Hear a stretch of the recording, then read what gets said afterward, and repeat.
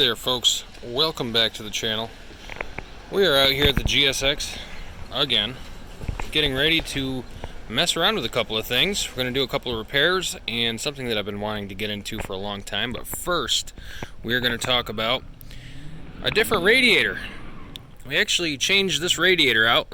The radiator that we picked up from Punishment Racing had about 4 pinholes in between the fins on the driver's side, just above the fan mounts. So I contacted the seller and they refunded me 50% of my original purchase and allowed me to keep the radiator, and instead sent me this new Megan Racing radiator, which I also swapped out.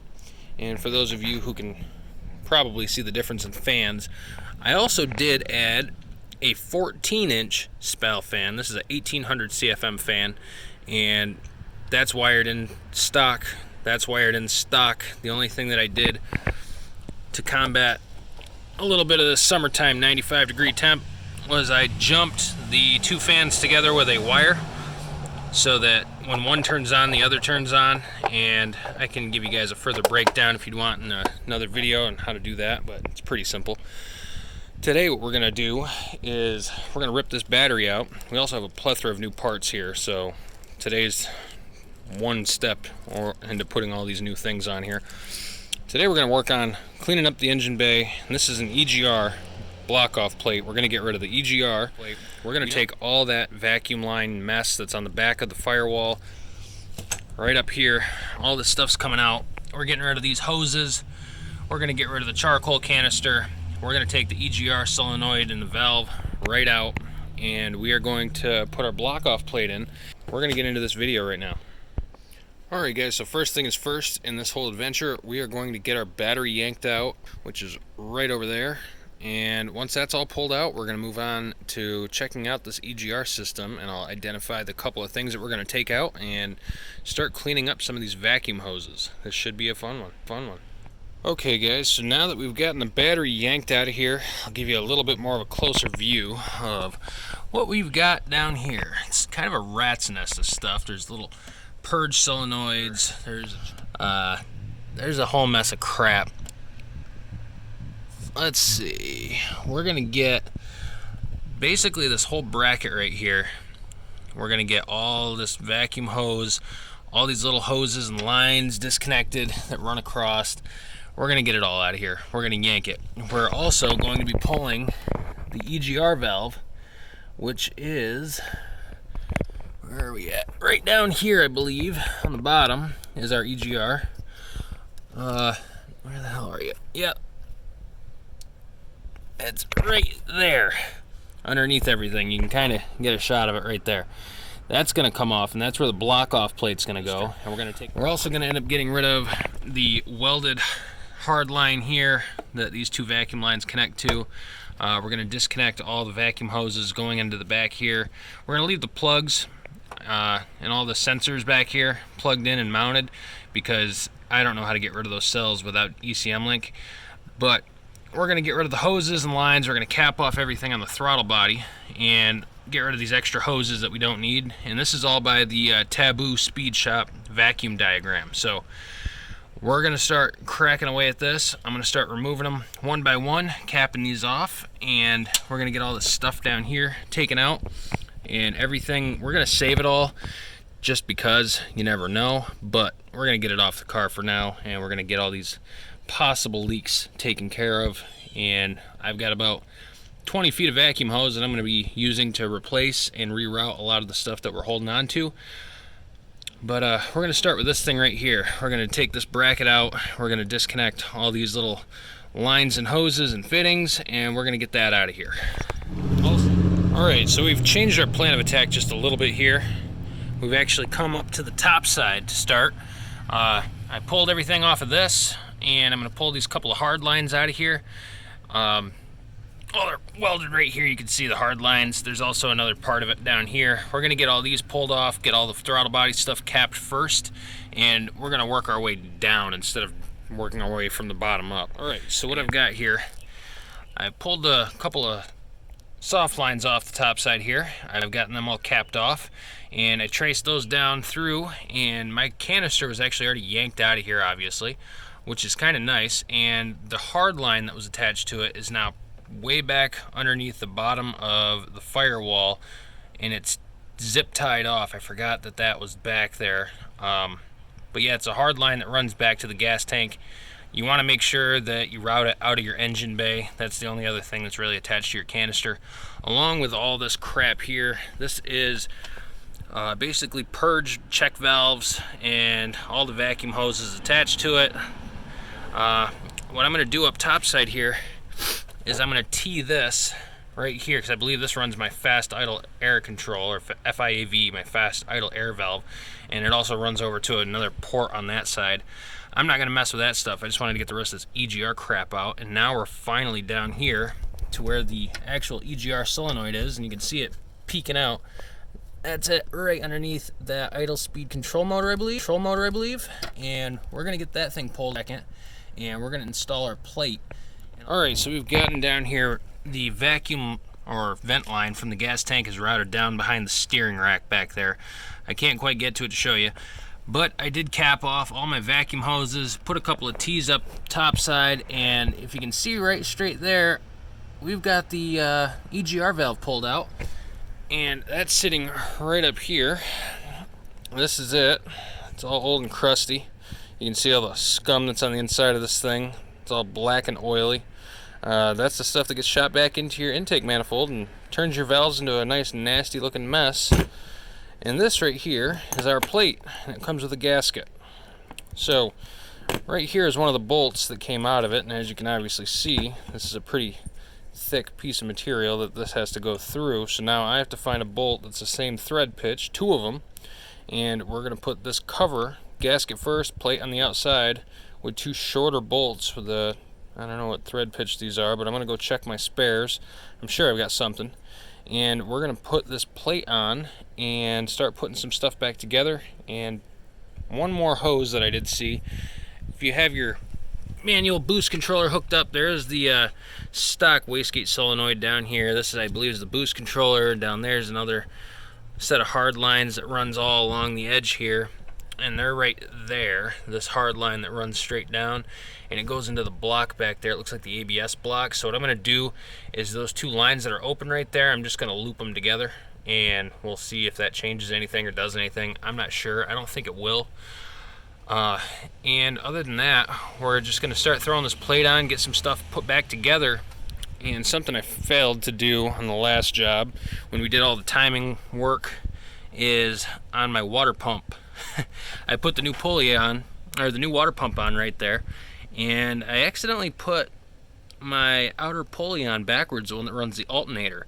And I've noticed for the last couple of days I've had a little chirping noise, and I come over here and I take a look straight down, and I don't know if you can tell in the video. Let me pull this light out of the way. You can kind of see that there's a little bit of a gap right there at that top pulley where my finger is. It's kind of offset to the alternator, and it's rubbing. Well, it turns out I made a stupid move and put this on backwards. Both of the cup, it's like cupped. The pulley on the inside and the outside. One fits over the water pump pulley, and the other one sits atop that, but they're supposed to be in a tight stack, and as you can see, there's a gap right there. So I've actually got to take that motor mount out, jack this motor up a little bit, and swap that around and combat my squeal. But yeah, all in a day's work. Anywho, we've got all this crap ripped out of here. It's kind of a wiry mess. I'm going to clean all this stuff up. I think what I'm going to do is research a little bit more on these hard lines. I haven't pulled those out of a car before, and the last couple that I had were 1Gs, so I'll see what those, if they're safe to move, or remove rather, and I might go ahead and do that. And in the meantime, I'm just going to button all this stuff up, clean it up a little bit more, get my battery tray put back in. And again, that's all the crap that I pulled out, the extra lines and stuff that we had sitting in there, and they're gone. So there's also another thing I want to look at.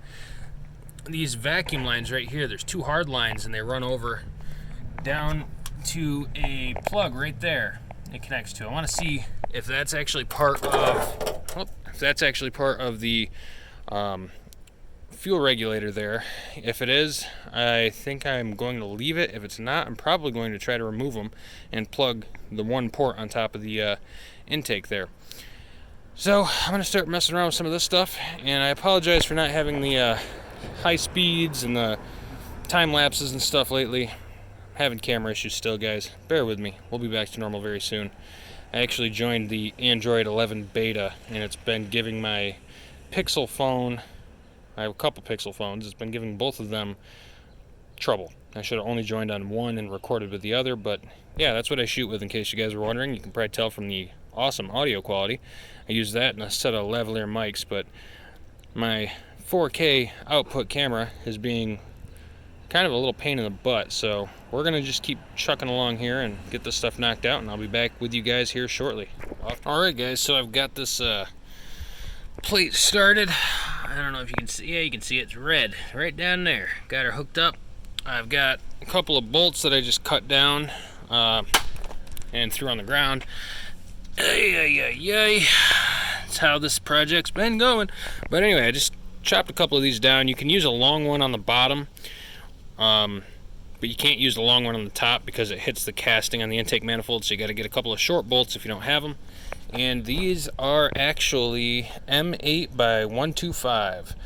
So I got this Harbor Freight kit right here, and I just cut one of the big ones down, and it fits perfectly. So I'm going to finish putting this in here, and then I'm going to start putting some stuff back together. We're going to fire it up and make sure we got no CELs, engine lights, codes, whatever you want to call them, and we're going to move on from this one. And then I get to fix my water pump mistake, because that's just how it goes, I guess. But anyway, EGR block-off plates on, and thanks to whoever previous owner, I guess, that ripped the charcoal canister out of here. And alright guys, so I'm out here working on fixing my flipped pulley right here, and so far I've gotten everything pulled off on this side. Stupid problem, stupid mistake, but now you guys know, if you ever take those pulleys off, to make sure that you verify that that outer pulley is cup side facing the water pump. Same with the little one on the inside. So I've also got something over here working that I wanted to show you. This is another piece of the puzzle. My valve cover's been leaking like crazy, so I've got a brand new one over here. Well, second-hand one. I got this for $35. Cannot believe it. I've looked everywhere. I found this one. It was 35 bucks because it has a little chunk missing out there, and it also has a little chunk missing out right there for the spark plug cover, but I don't care because I don't have coil on plug yet. And I'm also throwing a couple of coats of VHT Wrinkle Plus on here, and it looks like it's doing all right so far. It's not wrinkling the way I thought it would, but I'm not applying it the way I should either. You're supposed to use heat gun to dry this stuff up as you apply it, and that'll help wrinkle it faster, whatever. I don't care. I just want it to be nice and clean and look decent. So I'm going to take my Dremel tool and come back over and clean these letters off with some 800 grit sandpaper, and then probably paint them red or keep them silver, maybe do them white, who knows. But anyway, we're gonna get back to this fun, and I gotta get over here, finish flipping this pulley, then everything is put back together from yesterday's finishing the emissions and the EGR delete. So I'm gonna check it out, make sure there's no codes, and then I guess we're gonna upload this video and show you guys my fun adventure I've had today. So I'll be back with you in just a sec. Okay guys, I've got this thing all buttoned back up. I've got this flipped back around the way it's supposed to be. Water pump, alternator belt, going down to the crank. She's all hooked up nicely. Now I just got to put this stuff back together, and then we're going to move on to finishing up the valve cover swap. I got to get the new one out here, get this one out, the PCV off, the vent line off, and I also have a new oil cap because I guess oil caps suck. I've been watching this oil cap. I double gasketed this thing. I've bent the little tabs back. I've done a whole mess of stuff to it, but we're going to talk more about that here in a minute. Alright, so here's where I've gotten to. I wanted to show you basically this old valve cover that I've redone. I did it a year ago now.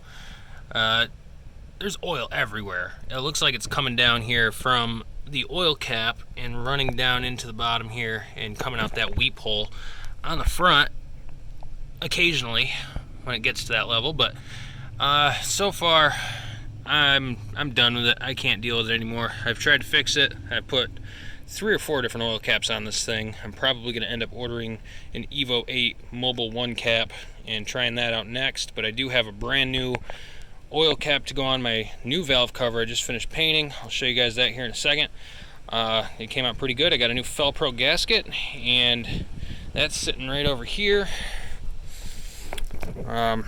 We've got the new gasket on. I did RTV a couple little spots, new spark plug seals, and we've also got a new half moon piece right here, which we are going to install once we take the old system out, or the old valve cover I should say.